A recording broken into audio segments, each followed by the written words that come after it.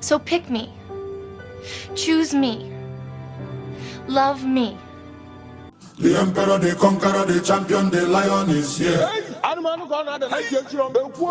zabu. I want us to come up with a definition for Pygmesia so we can know exactly what it is and what it is not. I'm going to give my definition first. Pygmesia is a person, usually a woman, who goes out of her way for male attention. Male attention is extremely important to Pygmesia, and it's usually the center of her entire life. Her life revolves around male attention. She'll do anything to get male attention. She'll cross anybody to get male attention, and she'll accept anything from said males in order to have this male attention. Pygmesia will lower her morals, values, and standards, and even make unhealthy life decisions for male attention. Pygmesia will make some serious compromises just to have a man, including, but not limited to, accepting infidelity, going to work and paying all the bills or paying half of the bills and doing all of the domestic work just to have a man around. Literally anything just to be chose. Feel free to add anything that I might have missed about a Pygmesia in the comments. Hi friends, and welcome back to Surviving Abuse Podcast. Thank you so much for coming back and tuning in. Today's video is going to be all about how to stop being a pick-me from a recovering pick-me. Honestly, this has to be one of the most embarrassing things about my past, and this is coming from someone who was being molested as a child, which really says a lot. Being a pick-me is like, number one, even before we get into, we've just had the description from the content creator. I'll make sure to link them in the description bar below as well as in the first comment. It's quite comprehensive, but ultimately, as someone who is a recovering pick-me, I will tell you for free that it comes from a place of insecurity, it comes from a place of lack, and oftentimes it comes from a place of either being a daddy's girl or suffering narcissistic abuse. Now, not too long ago, I made a reactionary video to Isis, formerly known as the new trophy wife. She shared video, she used to share videos about how to get a man. Okay, and that is what all her content was. Literally, all her content was about how to get a man, how to keep a man. Literally, that was her entire brand. Her entire brand was all about how to get a man, how to keep a man, talking about how she got her man, who literally ended up molesting her children. And so this is what being a pick-me gets you. This is it. And as you know, if you go to her page right now, there's no content. She deleted all the previous videos, and the only one that was left is the one titled I Married a Monster. And so this is what being a pick-me gets you. And of course, not leaving out the OG pick-me, Shira 7. I find Shira to me gives like psychopathic Machiavellian traits. Like, she is so smart that even when she's playing you don't know you're being played. Anyway, so these are the OG, well, not really OG. I would say that the most original version of the pick me, choose me, love me is Meredith from Grey's Anatomy, and I'm pretty sure I'll play that clip somewhere throughout the podcast episode. So pick me. Choose me. Love me. So anyway, I shared a while back, I think it was when I was recording this video, I said that me, myself, I'm a recovering pick-me, having been brought up by a very narcissistic mom. I really didn't have a self-esteem to speak of. And because I was so damaged, I was addicted to external validation. And so because of that, it really made me a pick-me. Like, it made being a pick-me like it wasn't like my entire personality, like Isis, formerly the new trophy wife, or Shira 7, but it really was a very annoying underlying part of my personality before I was separated from my birth mother in 2019. And so I can speak on this with my full chest, because honestly, there is nothing more embarrassing than being a pick-me. Like, that is it's the worst and most embarrassing thing. Like, everything else is okay, but being a pick-me, like, that is the ultimate trash.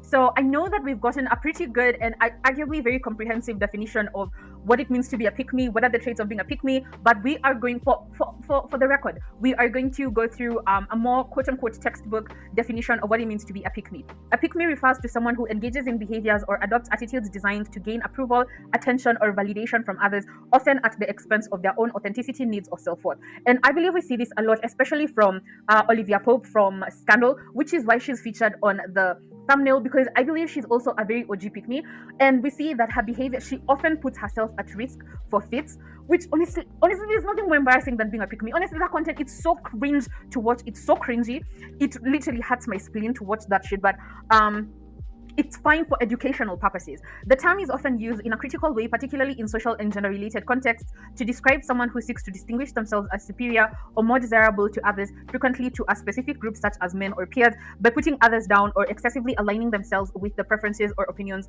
of the group they want to impress. Now, speaking for myself as someone who was being brought up by a narcissistic mother, she has no sense of self. Number one, she has no sense of self, and because she has no sense of self, she herself is the ultimate pick me.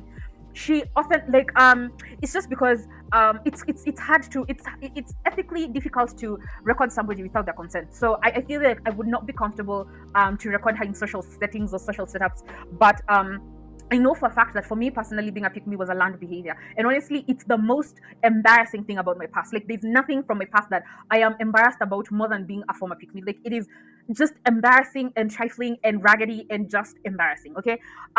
So anyway, so here we have Isis. We know what being a pick me got her. It got her a man who was molesting her children. And did you know the worst part about this whole thing is that my spirit tells me she knew this from a very long time ago. It's just that apparently from the grapevine, the molester man is now divorcing her, and that's why she's now speaking up, because her silence, the silence which was the trade-off where you can molest my children, and as long as you support me, I won't say anything about it, because now he's going back on his word to quote unquote provide. Now she's opening up about the fact that he was molesting her children, but my spirit tells me she has known that for a very long time. Because how you married to somebody for like 4 years and you're just now realizing that they're molesting your kids? That reeks of bullshit.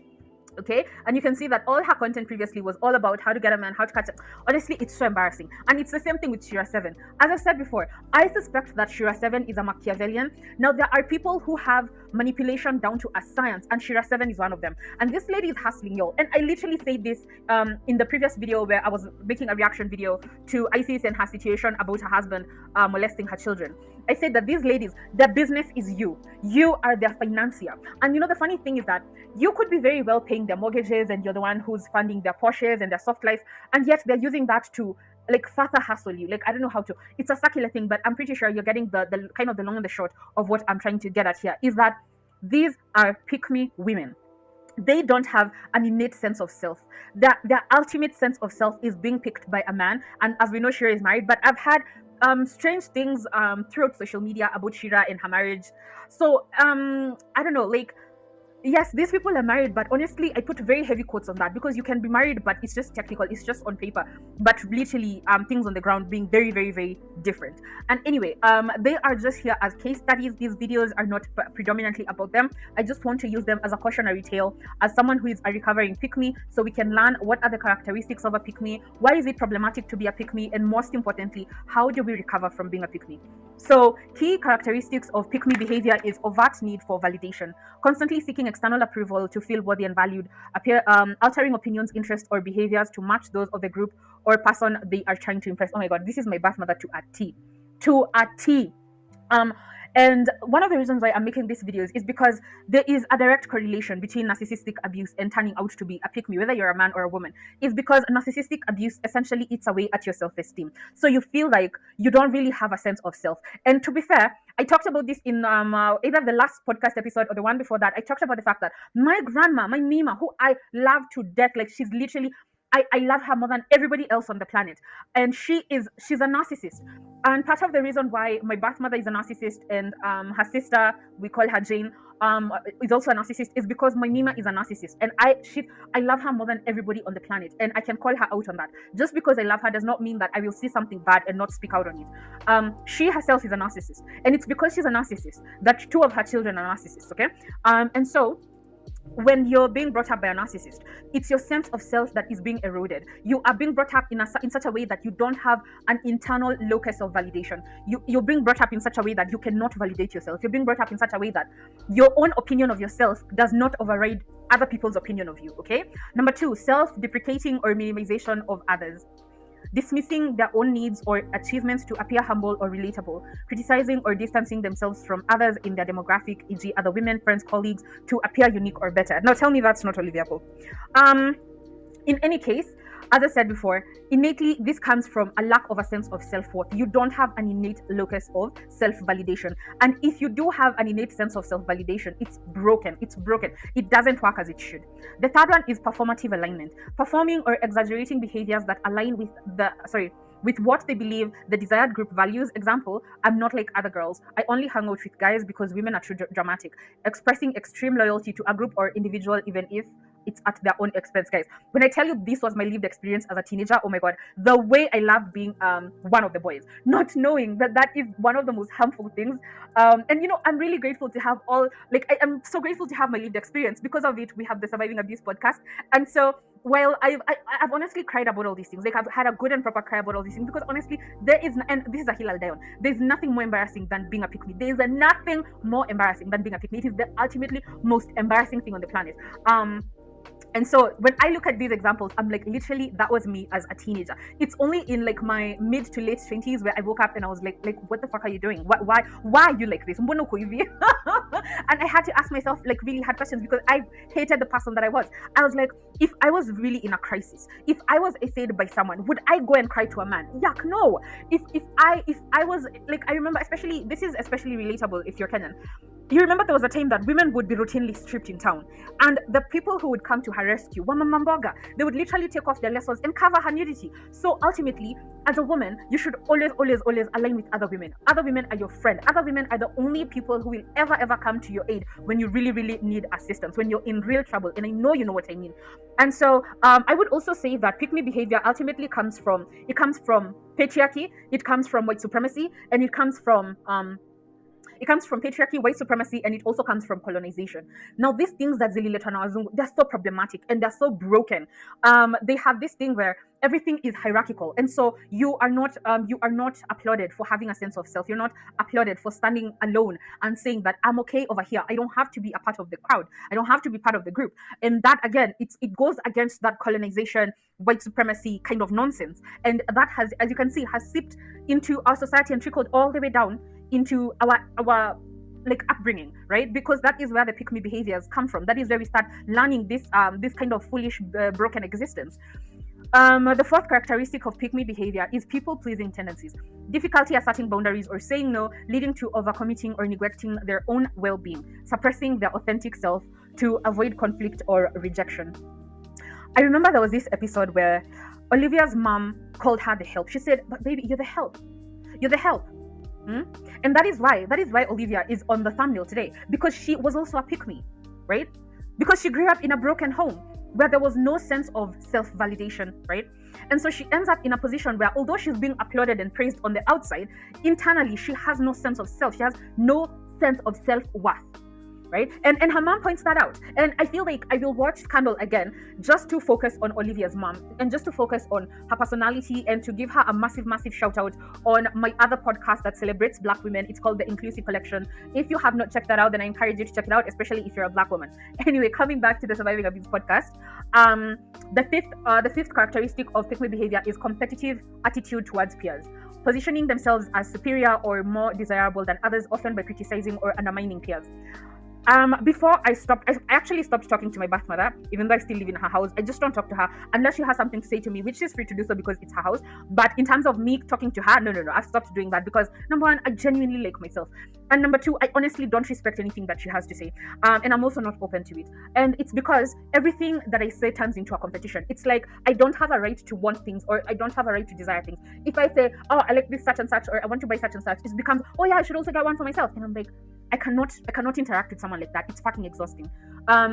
And so because these people have no internal locus of self-validation, they can only use other people's yardstick, which of course makes them very annoying to interact with. Number 6 is rooted in insecurity or unhealed trauma. Pick-me behavior often stems from past experiences of rejection, lack of validation, or environments where self-worth was tied to others' approval. Now, I'm talking about this as somebody who suffered years and years of narcissistic abuse. Now, I'll give you a little backstory so that you can understand why I wasn't with my birth mother the whole time. So my mother birthed me when she was 18, which I now realize she did to punish her mother. That was actually a really cruel thing, especially because my Mima was already the one taking care of everything, and my grandfather was for the most part useless. So for my birth mother to go ahead and birth me, I think that was really cruel, and I think that was a way to punish her mother. And I really hate being caught in the crossfires between two narcissists. Like it sucks. Okay, and so because I was born when she was 18, obviously she had to go back to school and get a career and make something of herself if she's now going to support her child. And so I was raised by my Mima, which is why I call my Mima mom.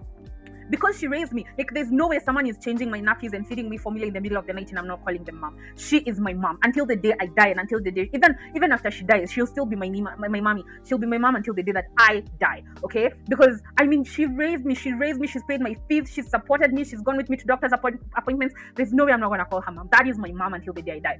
Anyway, so coming back here, I was saying that when you're raised up by narcissists. Oh, sorry, we were telling a story. Okay. So anyway, I lived in my Mima's house until I was 11, and then when I was 11, I moved out and I started living with my birth mother Becky, and I lived with her from age 11 to 2019. How many years are those? Age 11, guys, I'll have to do the math and pop it on the screen. But anyway, we were finally separated due to financial reasons, and we'll talk about how narcissists are really bad with money, and that is and my birth mother is no exception. She's not financially responsible, and that has been my whole lived experience living with her, which is the exact opposite of my mom, my Mima. My Mima is very responsible. Her money always went towards the most essential things. In fact, it is thanks to my Mima that I actually finished uni. Like, it's because of her. And someone would be like, because of her, how did she pay? No, she literally negotiated with the other narcissist in the family to help pay my school fees so that I don't drop out in my second year. And so it's because of her that I actually finished university. And honestly, I just love her. I just said that she's my favorite person on the planet, and I love her unconditionally. Which doesn't mean that I won't call a bad thing when I see a bad thing, but I just want that to go on the record that I love her more than everyone on planet Earth. So now let's move on to common contexts. Gender dynamics. So when it comes to gender dynamics, a woman trying to appeal to men by distancing herself from stereotypical female traits or behaviors. Example, I don't wear makeup like other girls.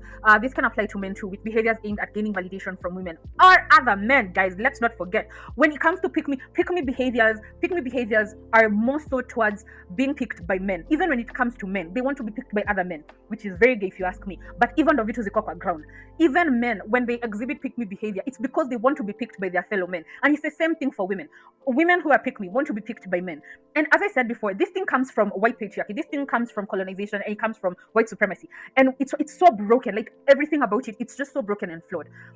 Here's the context when it comes to friendship groups. Someone who tries excessively hard to fit in, often by belittling others in the group or trying to win favor. Now, I have to say that as somebody who is embarrassed pro Max Ultra from being a former pick me, I will say that this is the one thing that I can say that, okay, I plead innocent, because I was never a friend group type of person. I always just really loved my own company, which of course is just a way for me to protect myself from being further abused. But I would say that in terms of that, like, I'm not guilty of this, at least. Then in terms of work or social settings, overcompensating to be noticed or praised, sometimes at the expense of other colleagues. So why is being a pick me problematic? What's the problem? What's wrong with that? Number one, it erodes your sense of authenticity. You are never ever yourself. You're always playing a character. You're always wearing a mask. Sacrificing one's true self to gain approval can lead to a loss of identity and fulfillment. The worst thing about being a pick me is the sense of self-betrayal. Now, I remember growing up, I went to a phase where I really, really hated pink. And you see, that was patriarchy enacting itself on me. And a lot of women who are right now in their healing era are repairing their relationship with color, and are now finding that actually pink was never ever the problem. The system was the problem, right? And then another problem is reinforces stereotypes. In gendered context, it perpetuates harmful norms by undervaluing traits associated with one's own group. Exactly. It goes back to the thing about hating pink when we were teenagers, right? It also goes back to this thing about, oh no, women don't like each other, women don't get along. Who fucking said that? Like, I want to catch them outside, because they're gonna catch these hands. Because, like I just said earlier in the video, when women were being stripped naked in town, who were the people who were coming to their rescue? Makanga? Of course not. Ni Mama Mboga. It's the women from the soko. It's the women who are vending fruits and veggies on the street, who would literally take the lessons off themselves and cover that woman's nudity. So this whole thing about being pitted against one another, it's also part of that pick meanness, right? And then it damages relationships. Over time, the need for external validation can alienate friends, partners, and colleagues. Of course, if you don't have... there's this saying that says, if you stand for nothing, you fall for everything. I'll say it again for the people in the back. If you stand for nothing, you fall for everything. And that literally summarizes what it means to be a pick-me. Because you don't stand for anything, including yourself. You go along with whatever the group wants, whatever the people in power want, whatever the people who are perceived as the it people want. And so you constantly betray yourself. You're constantly betraying yourself. And that constantly eats away at you. And it gets to a point where you realize that you're just making a series of bad mistakes. It's just one bad mistake after another, after another, after another, after another. Why? Because you lack a sense of self. You don't have an internal locus of self-control. You don't have an internal locus of self-validation. It does not exist. And so, with that out of the way, let's get into how to break the cycle of being a pick me, which is arguably the point of this podcast episode. But I believe that all these lessons would fall so flat on their face if we did not have proper context, if we did not have proper examples, then they would all kind of just fall flat on their face. Okay, so the first thing that you need to do to break your cycle of being a pick me is to understand the root cause. Now, the reason why this thing is titled how to stop being a pick me from a recovering pick me is because I know what was causing my pick me behavior. It was being brought up by a narcissistic mother. That is what was causing my pick me behavior. And so I had to reflect on that. And the point here says that you have to reflect on how your upbringing shaped your behavior, which is something that I have explained extensively throughout this podcast episode. Number two, you have to build your sense of self-worth. You have to focus on your intrinsic values and practice self-affirmations. Now, this is something that we have seen time and time again. And this is something that I've explained extensively throughout the podcast episode, is that these people don't have a sense of self-worth. And so if you're going to recover from being a pick me, you have to build a sense of self-worth. And it cannot be external. You cannot build your sense of self-worth by going to the gym. You cannot build your sense of self-worth by making money. Because if those things are taken away from you, you'll go back to being worthless. So in order for you to build a true sense of self-worth, it has to come from things that are intrinsic, things that are inside of you that no one can take away from you. The third thing you need to do to break your cycle of being a pick me is to set boundaries. Learn to say no and assert your needs. As I've said before, I've stopped speaking to my birth mother. I have nothing to say to her because I realize that everything I say to her is going to be a setup that is going to bite my ass in the future. Everything I say to her is going to be used against me to compete with me, or is going to be something that is going to be used to undermine my personality. So why should I talk to somebody like that? That's a bad person, that's a harmful person. And so I just don't talk to her. And that is a way for me to set healthy boundaries within myself, to protect myself and to protect my peace. Number four is to rethink relationships. Focus on mutual respect, not competition or validation. Like I literally just talked about this.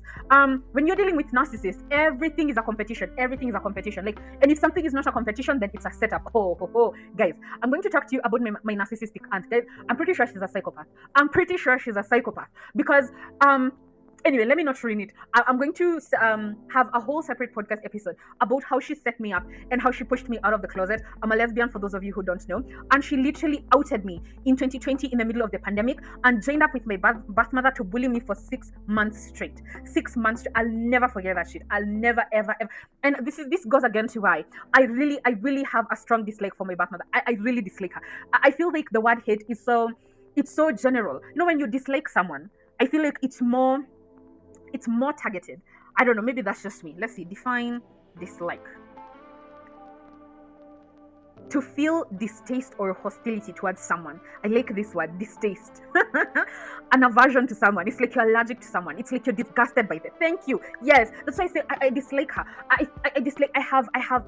It's like I'm disgusted by the things that she does. And so I'll set that up as a whole as story time for you guys. But now you have a very good context. I'm pretty sure I've painted a very good picture for you all. So if you're not subscribed, make sure you subscribe and turn on the post notification bell so you don't miss that podcast episode when it goes live.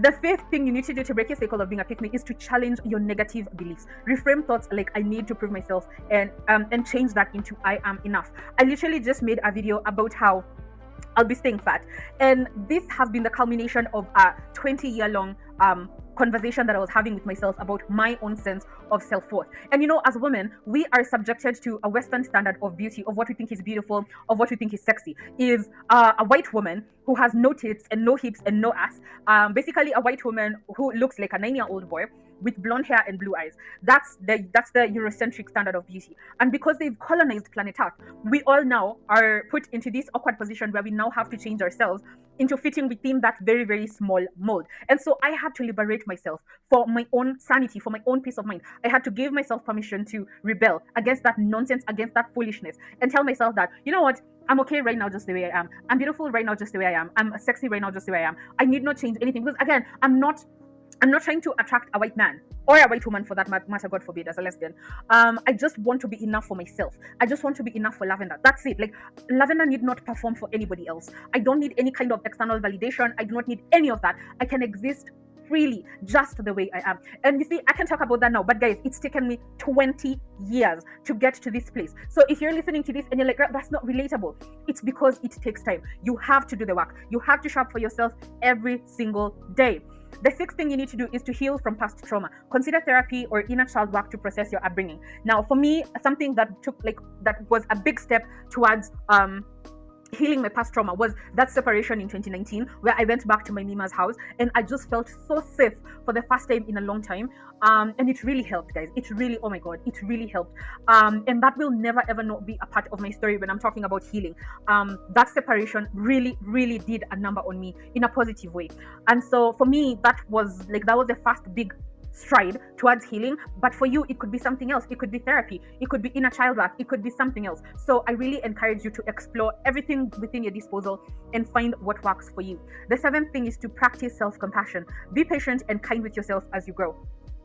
To be honest with you, to get to a point where I'm now having these conversations with myself and I can now talk to myself so calmly, so patiently, it's the culmination of all the work that I've been doing. And I would say that I started to actively work on myself when I was 16. So it's now, I'm not 29, so that's like 13 years. And so it takes time, and we all have to be really, really patient with ourselves, because you will just one day wake up and you'll have so much self-compassion and so much patience with yourself, and you will be so impressed with how far you've come. The eighth thing is to boost confidence. Try new things and embrace imperfection. Now, I found my sense of confidence through creation of content and through creating crafts. And of course, this is a chance for me to plug another one of my podcasts, which is the Plus Size Stitch. It's still new. I'm still building it, guys, so be patient. And it's a podcast that is all about plus size patterns and making plus size clothes for ourselves, and just making clothes for ourselves so that society cannot make you feel like your existence is somehow invalid. So make sure you subscribe and turn on the post notification bell to be notified when those podcast episodes go live. The ninth thing is to seek positive influences. Surround yourself with positive and healthy people. I am a huge advocate of mass blocking and mass unfollowing people. If I'm following someone and they trigger me, then they're blocked or unfollowed or both. And I really, really encourage you to do the same. I really, really encourage you to follow people who validate you and people who reflect who you are. You will find that under Obdurate Lifestyle, I have 3 separate podcasts. I have Surviving Abuse podcast that addresses me being molested as a child, that addresses my narcissistic abuse, and that addresses growing up in poverty. I also have a podcast called The Inclusive Collection that celebrates Black plus size women. And then finally, I have the Plus Size Stitch, which focuses on plus size patterns exclusively. That is a place just for fat women, just for fat women. If you're feeling left out, good, that is the whole point. And if you're feeling included, good, that is the whole point, okay? And so I was like, I cannot put it out on the universe to help me feel seen and heard. And I was like, you know what? I'm going to have to take responsibility for some of the things that I want to see. I'm going to have to take responsibility for being the quote unquote change in the world that I want to see, which is why those 3 podcasts exist. Because I was like, I cannot keep waiting for somebody to represent me all the time. It might not happen in my lifetime. And so I'm like, no. If that's the case, then I'm just going to be the voice that I want to hear. Okay. And so again, if you're feeling left out, it's by design. And if you're feeling included, it's by design. The 10th thing we're going to have to do to break the cycle of being a pick-me is to be patient, guys. You've had me say 20 years, you've had me say 13 years. These things take time. They take internal work, internal conversations on a daily basis. It is a full-time job, 24 hours a day, 7 days a week, but I promise you, it is worth it.